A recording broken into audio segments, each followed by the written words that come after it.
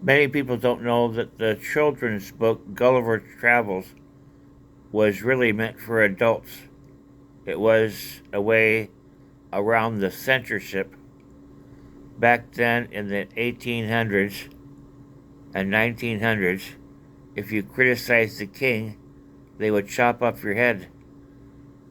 Kind of the same way the government wants to do today with the censorship industrial complex. That's why comedians are the best way to do the truth to power, and the best comedians aren't tools of the state, they are the ones criticizing the state. And the only place we still have free speech is over on X. The rest of the platforms censor for the government. All kinds of subjects you can't talk about on Facebook, Instagram, and YouTube. But over on X, they have a problem criticizing the alphabet people with the letter T and that special issue around them being self-identifying as something they are not. And a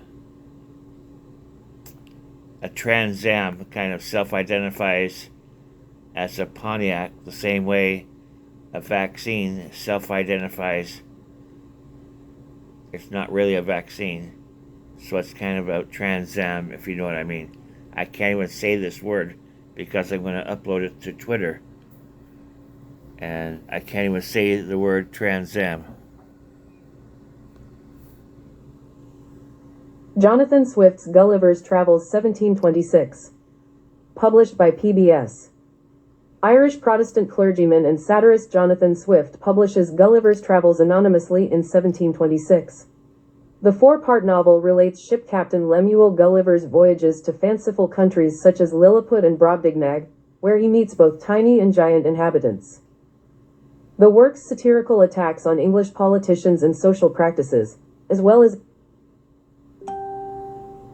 its coarse descriptions of bodily functions, provoke much comment and controversy among the reading public. Even the first publisher of the book fears that it is too critical of English society and expurgates the text slightly, over Swift's objections. The first printing sells out in a week, and the book is never thereafter out of print. However, Gulliver's Travels is often published in expurgated versions, both in England and abroad. In the 19th century, Victorian critics charge that Swift's view of human nature is too pessimistic. Although Swift intends the book for an adult audience, Gulliver's Travels' imaginative storyline and clear writing help make the book a children's classic, generally in abridged editions. To this day, publishers of school versions, even at the college level, struggle with how much of the book may be printed. Gulliver's Travels is perhaps most frequently encountered today in adaptations for film, stage, or television, many of which are aimed toward children and lack large sections of the story and Swift's satirical tone. So today, just like the 16th, 17th, 18th, and 19th century, if you criticize the king, off with your head. And so if you criticize the alphabet people, we have to talk about them as alphabet people, especially the T's and their problems with identification. But even on X, you can't refer to a vaccine as something it is not. The same way a alphabet T person is not really what it really is.